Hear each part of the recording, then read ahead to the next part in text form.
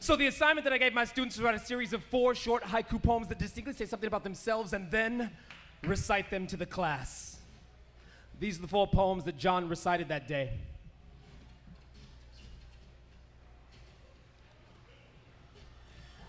Speaking in a quiet, communicative way always came easy to me.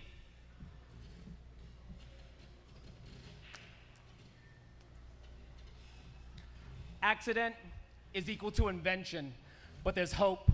I still practice accidents.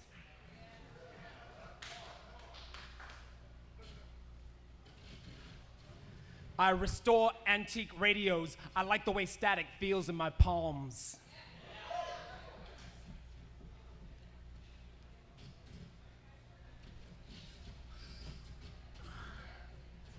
You cannot deny the lucid fact that silence must succumb to voice. And I have to let you know now, John, although you never uttered word one class, you spoke volumes to me. And you taught me a lesson in humility that day, because I realized that day in my blind arrogance that I asked you to master my language without attempting to learn one word of yours. So starting today, I'll begin by learning the signs for what I feel the most beautiful spoken words in existence. Words like moon, eclipse, grandfather, sunflower. And I realize now, John, that if I were ever to write you a poem, it would probably sound something like this to you. Mother was the moon, and father was the sun. The moon and sun that existed in a constant state of eclipse. So I learned to grow despite the darkness.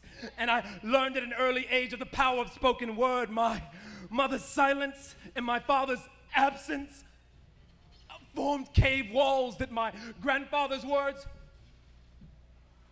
reverberated off of like children dancing in a field of purple simply for the sake of purple. And it is true. Metaphorically speaking, I am that sunflower growing wildly in the alley adjacent to nothing. And although my petals extend upwards toward darkness, my roots extend deeply toward the warmth of all the voices that nourished me or didn't nourish me. So thank you, mute mother. Thank you, absent father. Thank you, beautiful, all-encompassing grandfather. And thank you, John, my silent, poetic student, for your words.